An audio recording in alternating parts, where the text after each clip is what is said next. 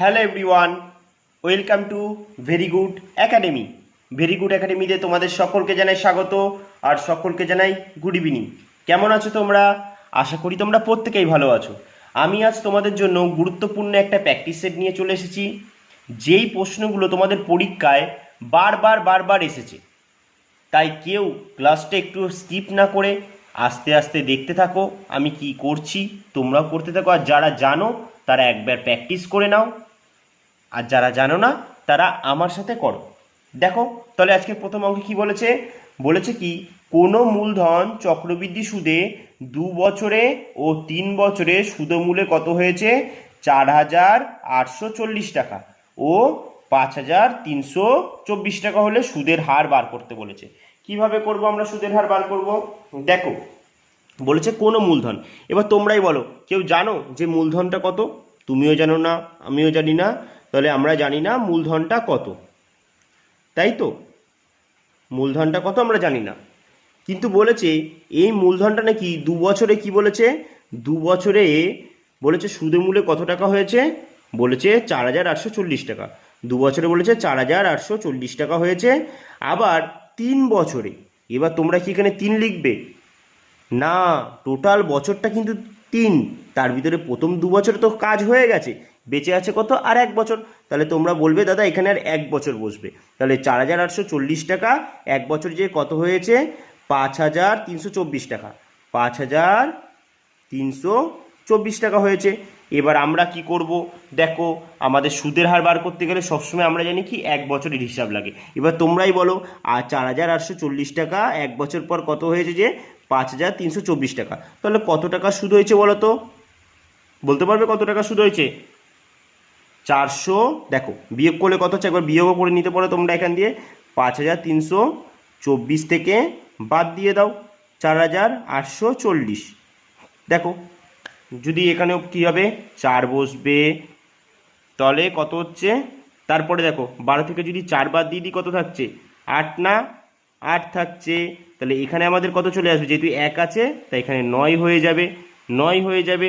তাহলে এবারই বলো, তাহলে 49, 53 থেকে 49 বাদ দিলে কত? 4 থাকছে না, তাহলে আমাদের কত হচ্ছে 484। তো কত টাকা সুদ হয়েছে? 484 টাকা সুদ হয়েছে। চলো আমরা সুদ পেয়ে গেছি।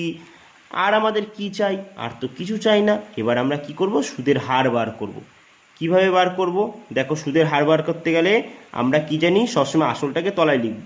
4,840 এটা কি আসল, তাহলে তারপরে সুদটা কোথায় লিখব? ওপরে লিখব। 4,484 এটা কি হয়েছে? সুদ হয়েছে।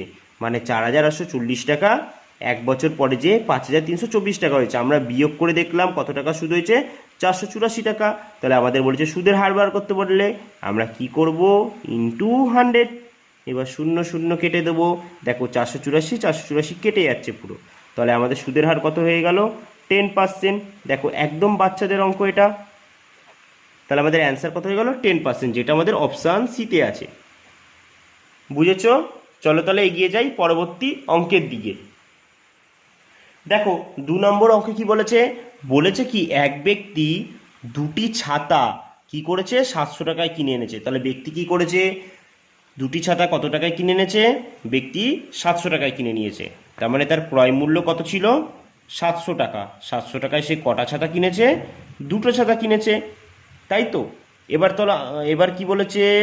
এবার তাহলে কি বলেছে দেখো, প্রথমটি 9% লাভে এবং দ্বিতীয়টি 5% ক্ষতিতে বিক্রি করে, মোট 721 টাকা পেলেন। প্রথম ছাতার ক্রয় মূল্য কত? কি করে বার করব? দেখো এটা আমাদের এলিগেশন দিয়ে হয়ে যাবে। তাহলে চলো আমরা এলিগেশন দিয়েই করে নিই। তাহলে একদিকে লিখি আমরা প্রথম ছাতা বলে, আমি শুধু প্রথম অক্ষরটাই লিখছি, হ্যাঁ, আর একদিকে দ্বিতীয় ছাতা বলে। এবার দেখো কি বলেছে, প্রথম ছাতাটা কি করছে 9% লাভে বিক্রি করছে, তাহলে 9% কি করছে? লাভ। তাহলে আমরা একটু পাশে লিখে নিই লাভ বলে। পরের ছাতাটা কি করছে? দ্বিতীয় ছাতাটা 5% ক্ষতি করছে, তাহলে একটু ক্ষতি বলে একটু হালকাভাবে লিখে নিই। কোনো অসুবিধা আছে নাকি লিখলে? অসুবিধা লাগলেও আমি লিখবো কিন্তু। বলেছে কি তারপরে কি বলেছে? মোট নাকি 721। দেখো যত ঝামেলা করে দিয়েছে, এখানে সব জায়গায় পার্সেন্ট দিয়ে দিয়েছে, এখানে আমাদের টোটাল দিয়ে দিয়েছে লাভ। কিন্তু আমরা জানি কোনো ঝামেলা নয়। তার মানে সে কত টাকায় কিনেছিল? 700 টাকায়। তারপরে সে কত টাকায় জিনিসটা বিক্রি করে 721। তার মানে তার টোটাল লাভটা কত হয়েছে? তোমরা বলবে দাদা দেখো 700 টাকায় যদি কেনে 721 টাকা, তার মানে 21 টাকা লাভ হয়েছে। এবার এখান দিয়ে তোমরা পার্সেন্ট বার করতে বলবে, দাদা ইজি বার করে দেবো। তাহলে পার্সেন্টটা বার করে দাও। ক্রয় মূল্য কত? আমরা জানি কি সবসময় ক্রয় মূল্যটা তলায় বসে আর লাভ ক্ষতি যেটাই হয় সেটা ওপরে বসে, ইনটু 100। তাহলেই আমরা কি পাবো? মোটের ওপর যেটা আমাদের মাঝখানে বসাতে হবে এলিগেশন করতে হলে সেটা আমরা পেয়ে যাব। মোটের ওপর কত লাভ বা ক্ষতি হয়েছে। তাহলে দেখো 0 0 কেটে গেল, 3 7 21। তাহলে কত পার্সেন্ট লাভ হয়েছে? 3% লাভ হয়েছে। তাহলে মাঝখানে আমরা কি বসাবো? 3% লাভ। এবার আমরা কি করব? এবার আমরা কোনাকুনি এলিগেশন দিয়ে দেবো। চলো তাহলে দেখো প্রথমটা কি, এখানে 5% ক্ষতি, এটা 3% লাভ। দেখো দুটো দেখতে পাচ্ছ, দুটোই কিন্তু আলাদা, একে অপরের বিপরীত, একটা ক্ষতি একটা লাভ। আমরা জানি কি বিপরীত হলে আমরা কি করি? যোগ করে নিই। তাহলে 5 আর 3 কত? 8, তাই তো 8% কি এখানে বসে যাবে। যেহেতু বিপরীত, একটা লাভ একটা ক্ষতি, তাই আমরা যোগ করব। আমরা জানি বিপরীত হলে যোগ করি আর সেম হলে মাইনাস। দেখো দুটো লাভ না সেম, তাই আমরা মাইনাস করব। তাহলে 9 থেকে 3 বাদ গেলে কত হবে? 6%। এবার কি কাটাকুটি আছে? দেখো পার্সেন্ট কেটে যাচ্ছে। এখনো 2 দিয়ে কাটলে কত হচ্ছে? 3 দুগুণী 6, 2 দিয়ে কাটলে 4 দুগুণী 8। এবার তোমরাই বলো যে প্রথম ছাতাটার মূল্য কত ছিল? 4 ভাগ, দ্বিতীয়টার হচ্ছে 3 ভাগ। তাহলে টোটাল মূল্য কত হচ্ছে? 4 আর 3 7 ইউনিট। এবার তোমরাই বলবে হ্যাঁ দাদা টোটাল তো 7 ইউনিট হচ্ছে মূল্য। আর প্রশ্নেও দেখো বলেছে কি টোটাল প্রথমে ক্রয় মূল্য কত ছিল? 700 টাকা। তোমরাই বলবে হ্যাঁ ঠিক তো, আমরাও বার করলাম একটা টোটাল ক্রয় মূল্য 7 টাকা 7 ইউনিট, আর প্রশ্নে বলেছে 700, তার মানে দুটোই সমান 2D মডেল। তাহলে 7 দিয়ে কত যাচ্ছে? 7 100 700। আমাদের বার করতে বলেছে কি প্রথম ছাতার ক্রয় মূল্য। প্রথম ছাতা কত দেখো? 4 ইউনিট দাম না? তাহলে এটাকেও আমরা 100 দিয়ে গুণ করে দেবো। তাহলে 4 100 400। তাহলে আমাদের অ্যান্সার কত হয়ে গেল? 400 টাকা, যেটা অপশান ডিতে আছে। বুঝেছো? তাহলে অ্যান্সার কত হয়ে গেল? 400। চলো তাহলে এগিয়ে যাই পরবর্তী অঙ্কের দিকে। দেখো 3 নম্বর অঙ্কে কি বলেছে? খুব গুরুত্বপূর্ণ একটা অঙ্ক। একটি শহরের মোট জনসংখ্যার বলেছে 40% অশিক্ষিত এবং কি বলেছে 60% গরিব। ধনীদের মধ্যে আবার কি বলেছে 10% অশিক্ষিত। তাহলে গরিবদের মধ্যে শতকরা কতজন অশিক্ষিত? কি করে করব? দেখো আমি পুরো ভাঙিয়ে দেখাবো, পুরো কনসেপ্টে দেখাবো। এরপর দিয়ে আশা করব তোমাদের এই অঙ্কগুলো আর কোনো প্রবলেম হবে না। তাহলে দেখো কি করে করছি এগুলো। বলছি কি একটি শহরে মোট জনসংখ্যার 40% অশিক্ষিত। তাহলে দেখো আমরা জানি কি মোট জনসংখ্যাটা আমরা কত ধরে নেব? মোট জনসংখ্যা হচ্ছে 100, এটাই তো ধরে নেবো, যেহেতু পার্সেন্ট আছে আমরা ধরে নিলাম 100। এবার তার ভিতরে কি বলেছে? 40% অশিক্ষিত। তোমরাই বলো প্রথমে 40% কি বলেছে? অশিক্ষিত। তাহলে একটু লিখে নিই এখানে অশিক্ষিত বলে, আর এখানে লিখে নিই শিক্ষিত। গেল শিক্ষিত বলে একটু লিখেও নিই। কেন শিক্ষিত বলে লিখবো? তোমরাই বলো গ্রামে যদি অশিক্ষিতও থেকে থাকে তাহলে শিক্ষিতও তো থাকবে। তাহলে তার ভিতরে বলেছে কি 40% অশিক্ষিত, তাহলে 60% অবশ্যই শিক্ষিত হবে, তাই তো? এরপরে আর একটা কি বলেছে রিলেশন দেখো, আবার বলেছে কি এই মানে গ্রামেরই বলেছে কি ধনীদের মধ্যে 10% অশিক্ষিত। এবার নাকি আবার কি বলেছে? ধনীদের মধ্যে 10% অশিক্ষিত। তবে প্রশ্নটা আর একবার পড়ো কি বলেছে? একটি শহরের মোট জনসংখ্যার 40% অশিক্ষিত। এটাকে আমরা কি ভাঙিয়ে পেলাম যে টোটাল জনসংখ্যা যদি গ্রামের 100 হয় তাহলে অশিক্ষিত কত হচ্ছে? 40%। তাহলে শিক্ষিত কত হচ্ছে? 60, তাই তো? এটাই তো পেলাম। এবার বলছে নাকি এবার 60% গরিব এবং 60% গরিব আছে। তাহলে আবার দেখো আমরা তো জনসংখ্যা কত জানি? টোটাল ছিল গ্রামের 100 ভাগ, তাই তো? এবার তার ভিতরে কি বলে দিয়েছে? গরিব কত? একদিকে গরিব আছে 60%। এবার তোমরাই বলো যদি শহর বা গ্রাম যাই হোক না কেন, যদি সেখানে গরিব বসবাস করে, ধনী তো বসবাস করবে, তাহলে ধনী আছে কত? 40। এবার কি বলেছে? বলেছে ধনীদের মধ্যে নাকি 10% অশিক্ষিত। তাহলে ধনী কতজন আছে? দেখো ধনী আছে 40 ভাগ, এদের বলেছে 10% নাকি অশিক্ষিত। তাহলে 40-এর 10% কত? তোমরা বলে 40-এর 10% এমন কি কঠিন দাদা? 4 হবে। হ্যাঁ আমি বললো ঠিক বলেছ। তার মানে কি 4 জন অশিক্ষিত। এই যে 4 জন অশিক্ষিত পেলাম, এটা কাদের মধ্যে? হ্যাঁ এটা কাদের মধ্যে? এটা হচ্ছে ধনীদের মধ্যে 4 জন অশিক্ষিত। এবার তোমরাই বলো দাদা, টোটাল অশিক্ষিত তো 40 ভাগ আছে, তাহলে 40 জনের ভিতরে যদি 4 জন অশিক্ষিত ধনীদের মধ্যে বেরিয়ে যায়, তাহলে বাকি 36 জন নিশ্চয়ই অশিক্ষিত গরিবদের মধ্যে আছে। আমি বলবো ঠিক বলেছো। আর আমাদের বার করতেও কী বলেছে, তাহলে গরিবদের মধ্যে শতকরা কতজন অশিক্ষিত? এবার তোমরাই বলো, টোটাল গরিব কতজন আছে? টোটাল গরিব কতজন আছে? 60 জন তো। আর আমরা আরেকটু কি দেখতে পেলাম, যে 4 জন অশিক্ষিত ধনীদের মধ্যে আছে, আর বাকি অশিক্ষিত এই যে 36 জন বা 36 ভাগ, এই অশিক্ষিতরা কাদের মধ্যে পড়ে? গরিবদের মধ্যে। আর আমাদেরও বার করতে বলেছি কি, গরিবদের মধ্যে শতকরা কতজন অশিক্ষিত। দেখো কিভাবে বার করবো তাহলে। তাহলে বলো যে আমরা কি করব এখন, যে গরিবদের মধ্যে শতকরা কতজন অশিক্ষিত সেটা বার করব। তাহলে সেটা কিভাবে বার করব এবার তোমরাই বলো। তাহলে আমরা লিখে নিই, গরিবদের মধ্যে অশিক্ষিত, অশিক্ষিত বলে। এবার ভালো করে দেখো, টোটাল গরিব আছে কতজন? 60 জন। সেটা কোথায় বসাবে? আমরা সবসময় শিখেছি যে টোটাল, মোট, এগুলো সবসময় তলায় বসাবে। তার ভিতরে অশিক্ষিত দেখো কতজন আছে? 36 জন। তাহলে 36টা কোথায় বসাবে? ওপরে। আর এখানে কি বসাবে? 100। কেন 100 বসাবে? যেহেতু পার্সেন্টে বার করতে বলেছে তাই। তাহলে চলো এবার কাটো, 0 0 কেটে গেল। দেখো 6 6 36, 6 10 কত হচ্ছে? তাহলে 60% কি আছে? কি আছে? গরিবদের মধ্যে শতকরা কতজন অশিক্ষিত? 60% অশিক্ষিত। তাহলে আমাদের অ্যান্সার পেয়ে গেলাম কত? 60%, যেটা কোথায় আছে? অপশান বিতে আছে। দেখেছো, আমি কিন্তু পুরো ভাঙিয়ে ভাঙিয়ে দেখালাম। কেমন? চলো তাহলে এগিয়ে যাই পরবর্তী অঙ্কের দিকে। দেখো কি বলেছে 4 নম্বর অঙ্কে, বলেছে স্বাভাবিক বেগের 4/5 বেগ নিয়ে হাঁটলে। তার মানে আমরা বুঝতে পারছি কি, স্বাভাবিক বেগ কত? 5 ভাগ। স্বাভাবিক বেগ কত? 5 ভাগ।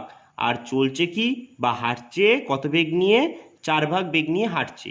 বলেছে যদি হাঁটে 4 ভাগ বেগ নিয়ে, তখন বলেছে নাকি গন্তব্যস্থলে পৌঁছাতে কি বলেছে? 20 মিনিট দেরি হয়। এই জায়গাটা কিন্তু খুব ইম্পর্টেন্ট। কি বলেছে? দেরি হয়। তাহলে গন্তব্যস্থলে পৌঁছানোর স্বাভাবিক সময় কত? আমরা কিভাবে করবো এই অঙ্কগুলো? দেখো খুব সহজভাবে করবে এই অঙ্কটা।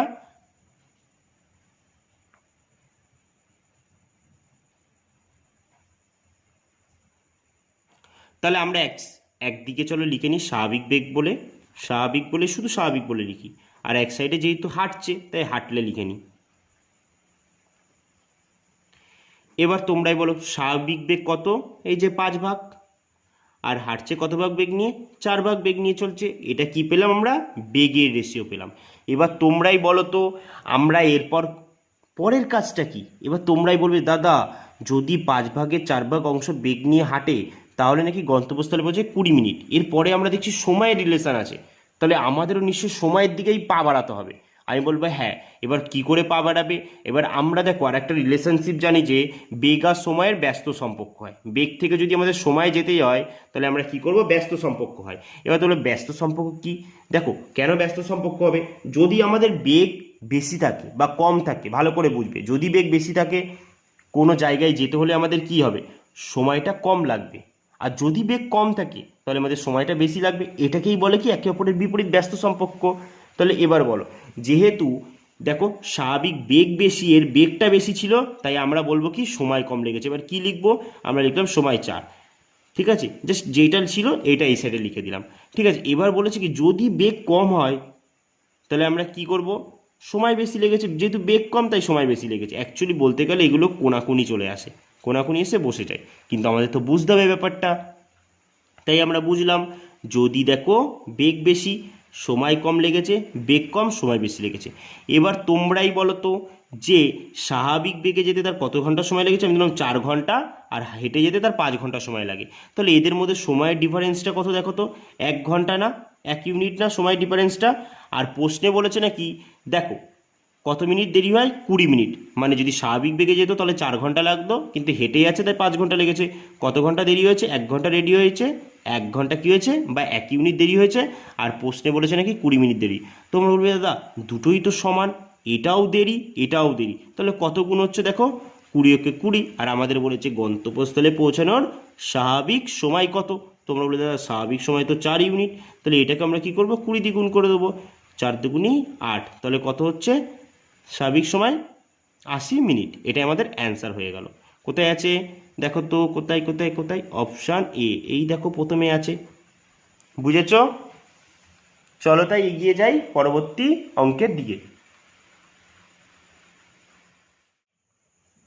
5 নম্বর অঙ্কে কি বলেছে, বলেছে কি দুটি নল দিয়ে একটি চৌবাচ্চা 16 মিনিট ও 24 মিনিটে কি করছে, পূর্ণ করা হচ্ছে। দুটি নল একসঙ্গে খুলে দেওয়ার কতক্ষণ পর প্রথম নলটি বন্ধ করলে চৌবাচ্চাটি আরও 9 মিনিটে নাকি জলপূর্ণ হবে। চৌবাচ্চাটা কি হবে, আরও 9 মিনিটে জলপূর্ণ হবে। তাহলে কিভাবে করবো অঙ্কটা, দেখো খুব সহজ একটা অঙ্ক। বলেছে কি দুটি নল দিয়ে একটি চৌবাচ্চা, তাহলে একটা হচ্ছে এ নল দিয়ে বলেছে, দেখো আমি ধরলাম এ নল দিয়ে বলেছে 16 মিনিটে একটি চৌবাচ্চা পূর্ণ হয়, আর বি নল দিয়ে কি বলে দিয়েছে 24 মিনিটে একটি জলপূর্ণ হয়। তারপরের কাজ আমরা কি জানি, তারপরের কাজ জানি আমরা টোটাল কাজ বার করা, আর কি 1 মিনিটের কাজ করব। 1 মিনিটের কাজটা কেন বার করব, কারণ আমাদের যেহেতু মিনিটে বলেছে তাই আমাদেরও একটা 1 মিনিটের কাজ বার করতে হবে। চলো এবার টোটাল কাজটা লিখে নিই, টোটাল কাজ আর একটা 1 মিনিটের কাজ। এবার টোটাল কাজ কীভাবে বার করতে দাদা, এতে দুজনের লসাগু নিতে হয়। তাহলে 24 আর 16 লসাগু কত হয় বলো, চলো 4 দিয়ে কেটে দেখো, তাহলে 4 দিয়ে ভাগ করো, 4 দিয়ে লসাগু করো, 4 দিয়ে গেলে দেখো 4 6 24, তারপর হচ্ছে 4 4 16, আবার যাচ্ছে, হ্যাঁ যাচ্ছে।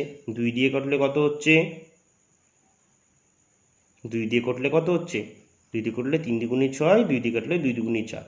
এছাড়াও তোমরা ডাইরেক্টও করতে পারো, 24-এর ঘরের নামটা 24 কে 24, 24 দুগুণে 48, দেখো 48কে 16 দিয়ে ভাগ যায়, হ্যাঁ 3 16 48 যায়, তাহলে আর লসাগু কত হবে 48 হবে। বা এছাড়াও গুণ করে দেখো 4 দুগুণে 8, 3 8 24, 24 দুগুণে 48, তাহলে লসাগু কত হচ্ছে 48।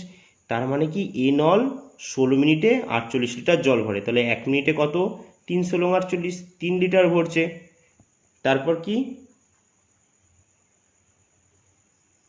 তারপর কি বলেছে, বি নল বলেছে 24 মিনিটে 48 লিটার জল ভরছে 24 মিনিটে 48 লিটার, তাহলে 1 মিনিটে কত বলো 24, 24 দুগুণে 48, 2 লিটার ভরছে।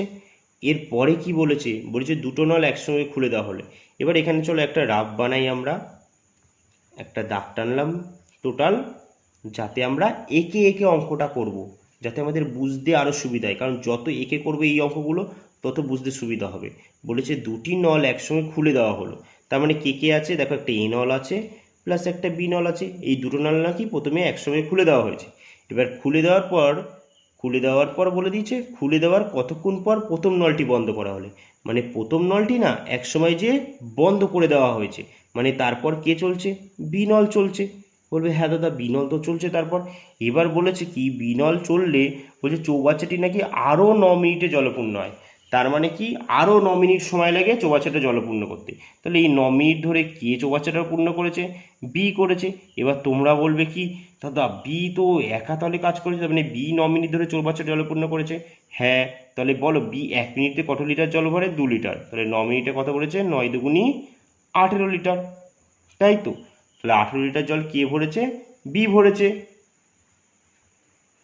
তাহলে তোমরাই বলো, তাহলে বি নল বাকি এই যে আরও 9 মিনিট সময় লাগলো চৌবাচ্চাটা পূর্ণ হতে, এখানে তো এ নল ছিল না, কারণ এ নলকে তো বন্ধ করে দেওয়া হয়, তারপর বি নল ছিল, তার মানে বাকি চৌবাচ্চাটা বি নল কি বলেছে একাই ভরেছে, কত মিনিটে ভরেছে 9 মিনিটে। তাহলে 1 মিনিটে 2 লিটার জল ভরে, 9 মিনিটে 18 লিটার জল, বাকি জলটা বিলি ভরে দিয়েছে। তার মানে বলো তো প্রথমে জল ছিল 48, এর ভিতরে বি একা ভরে দিয়েছে 18, তার মানে বাকি যে 30 লিটার জল, এই 30 লিটার জলটা কারা কারা ভরেছিল, তোমরা বলবে দাদা প্রথমে যে এ বি একসাথে চলেছিল তার মানে এ বি ভরেছিল, আমি বলবো হ্যাঁ।